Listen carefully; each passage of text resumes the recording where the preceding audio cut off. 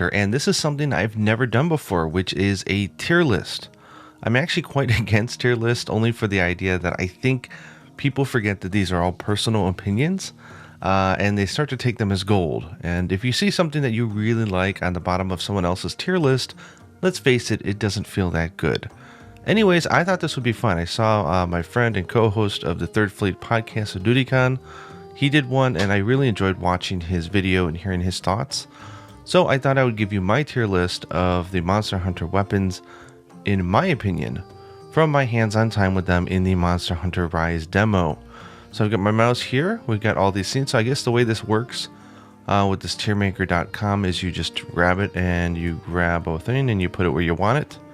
So yeah, let's get started, shall we?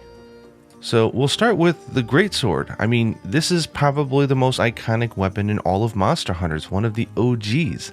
This thing is probably one of the most rewarding weapons in all of gaming. I mean, not only is it beginner friendly, so basically you can run around, look for a small opening, hit the monster, run and get out, but it also rewards you from your observation. So the longer you take to observe a monster and realize its patterns, you might be able to get into position like, 1 or 2 seconds earlier and start charging up to do even more damage. So it's just a weapon that pays out. And the skills are amazing in this one. In Rise, there's a art where you can automatically put away your weapon and it boosts your power. So it's like get out of jail free. It puts you in safe position, and then you can go and hit the monster and you do more damage. Like, what's not to like about this weapon? Next up is the Longsword. This, I mean, come on, it has to be put in S, right? This thing is getting the fastest clear times. Granted, the demo is not representative of the final game, but the damage output in the demo, at least, is crazy for the Longsword. It's got amazing reach. You can cut tails like no other weapon can. It's got 3 different stages of power, which you can power up on, so you always feel a stage of progression and sort of sense of achievement as you manage your gauges. And it's got amazing counter moves. Even the Silkbind counter adds in like a 3rd counter to the weapon. It pretty much can do anything and everything, so definitely one of the greater weapons of the game. Moving on, we have the Sword and Shield, and the Sword and Shield is probably the king of utility in Monster Hunter. You can use items with your weapons out. You have a Wirebug art that feels just like a regular Wirebug, which is great for just moving around in familiarity. You've got this perfect rush combo, which is super powerful and rewards specific combos and timed inputs. Like if you want a weapon that plays like a fighting game, like the Sword and Shield's got it all. And did I mention that it can also guard, and it's got an art that makes it invincible for a few seconds? Yeah, this is S tier for sure. Take a look at the Dual Blades. How can you not put the Dual Blades in S? I mean, they move faster than any weapon. Heck, the Demon mode, you run faster than you can run with your weapon put away. That's how good it is. So it's the king of repositioning. Once you find a position and a part that you want to hit, you just go ham on it. Not to mention that the inputs are incredibly simple, as compared to the Sword and Shield, which wants you to learn specific inputs and timing. Dual Blades just lets you go crazy, and it's very user friendly. Great for cutting off tails, great for punishing, and the arts are crazy. You can counterattack and go right through stuff with one of the Silkbinds. And the other one, you can stick a kunai in the monster and go crazy, and it punishes them even more than you can do normally. So Dual Blades being the king of mobility, but yet simple as well, how can you not put it in the S tier? Moving on, we've got the Hammer. The Hammer is the king of KO. It is one of the best, most feel-good weapons in the game, so you know what? I gotta put it in S. Not only can you knock out monsters like no other weapon, heck, even the Charge Blade can't compare finally. So we got the king of the KO is back. The satisfaction from pounding in a monster's head feels so good, and the stuff that you do when you learn a monster when you play Hammer translates to everything else in the game. Once you know how to track a monster's head and you know where to stand, you've already beaten half the game, right? As I like to say, you learn monsters more than you learn weapons, and this is a weapon that is really good for doing that. The arts are incredibly punishing and fun. Heck, you can spin and do like these aerial hits whenever you want. So it's also the king of mounting as well. So yeah, Hammer, definitely S tier. Then we have the controversial redesign of the Hunting Horn, which used to be one of the more rewarding and complex weapons of the game, but as a side effect, no one really used it outside of a small niche group of people. Now, everyone's going to use it. This thing is super powerful, very easy to use. Not only is it strong as a solo weapon, but fantastic in a group because you're going to be buffing everybody else. You've got amazing iframes on your performance song. Playing songs have never been easier, and it's just stylish. You're just vibing on the monsters the entire hunt. So yeah, Hunting Horn, definitely an S tier. Moving on, we've got the Lance. Now, if you just want to stand in a monster's face and say, look, nothing you can do can scare me, nothing you can do to make me back away, that's the Lance. I'm sorry, this thing has to go in S. Not only do you have the best guard in the game, you can counterattack, and you've got several tiers of counters actually. You've got the regular one, you got the power guard, and you have this enraged guard, this anchor rage as well, which makes you more powerful. Nothing's going to hurt you. You're basically invincible. So yeah, the Lance is definitely one of the best weapons in the game.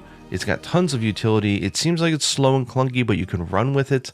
You can charge, you can jump, you can do all sorts of stuff. It is really a Swiss Army knife, which again, when you look at it, it looks slow. It is most certainly not. And next up is its cousin, the Gun Lance. What to say about the Gun Lance? I mean, it has the same guard as the Lance, but you know what? It can blow stuff up, so this thing definitely goes in S. So you may lose the mobility that the Lance has, but the amount of damage output and just firepower you got is so much greater that it doesn't matter. Monsters are going to come to you and they're not going anywhere because you're going to lock them down. You're going to be shooting them in the face, you're going to be using the Wyvern's Blast, you're going to be jumping in the air and reloading. They're making it more easier than ever for people to get into the Gun Lance and really do a lot of damage. And the shelling, like normally in Monster Hunter you have to care about where you hit. If I poke a monster in the foot, it may not do as much damage as if I poke it in the head. But with the Gun Lance, the shelling damage is fixed, which means I can shoot them in the pinky toe, I can shoot them in the face. It doesn't matter, I'm doing the same amount of damage. So yeah, that's a true power move and definitely S tier. Moving on, we've got some more complex weapons. So we got the Switch Axe. The Switch Axe has always been about, going in between the two moves. Well, guess what? Both modes are fantastic. In fact, the game rewards you for using both. You can just hit one button to morph between them. One's got power, one's got reach, and if you use one, like the sword, to power up, you get extra hits in both. So you can basically use it however you want. If you want to play in axe mode, go for it. Want to play primarily in sword, go for it. Want to have stylish, explosions, go for it. The Switch Axe really is anything goes. They have two modes. Both of them are absolutely viable and wonderful, and it doesn't matter which one you use. So the Switch Axe, most definitely S tier in the demo. And then we have its even more complicated cousin, the Charge Blade. Now the Charge Blade also has arguably one of the cooler looking armors in the demo with the spider, but the fact is in the matter, the Charge Blade is definitely S tier. This thing is really powerful. You can charge your shield, you can charge your sword, you can charge your files. There's nothing you can't charge. It truly is the Charge Axe.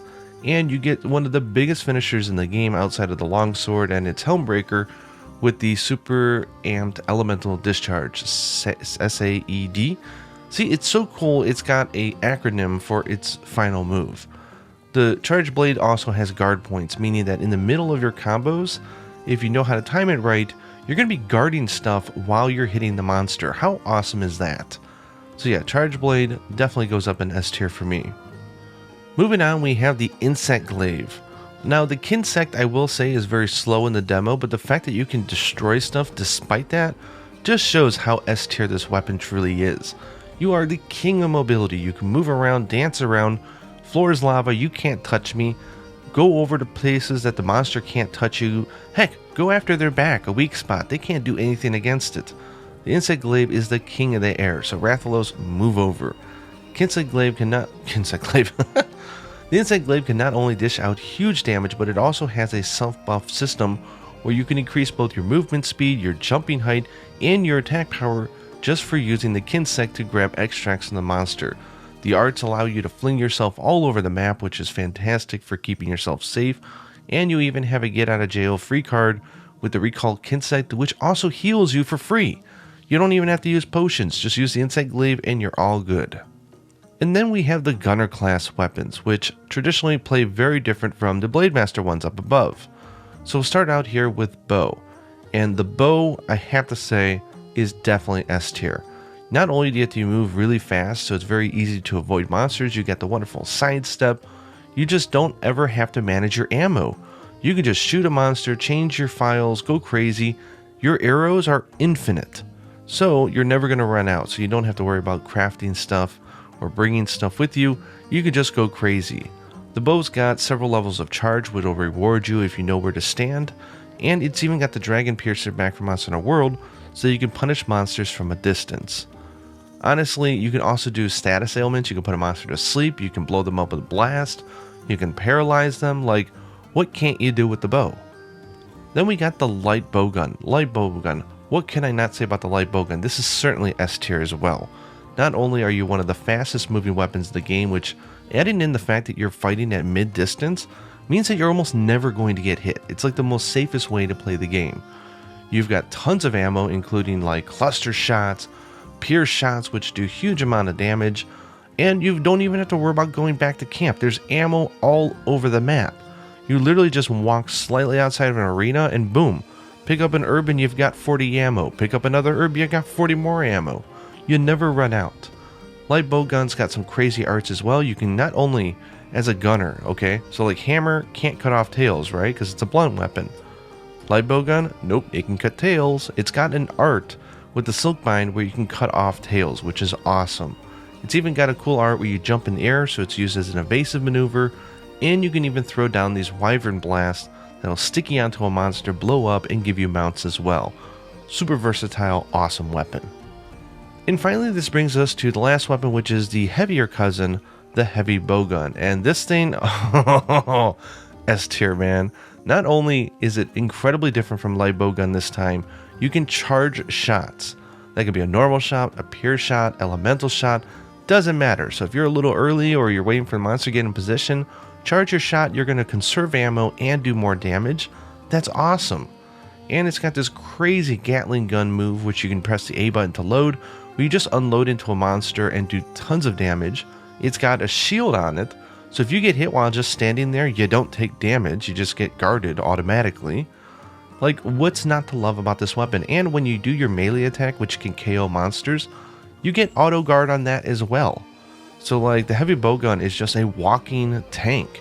Might be slow, but that's okay because you're a bowgun. The distance actually works in your favor. So I don't know what to say. Every weapon in this demo is just fantastic. They have such strengths that none of the other weapons have, that how can you not put them all in S tier? Anyways, that's how I feel about the weapons. Let me know down in the comments below if you feel the same. And yeah, let's compare notes. Anyways, hope you guys are enjoying the demo, and until next time, happy hunting.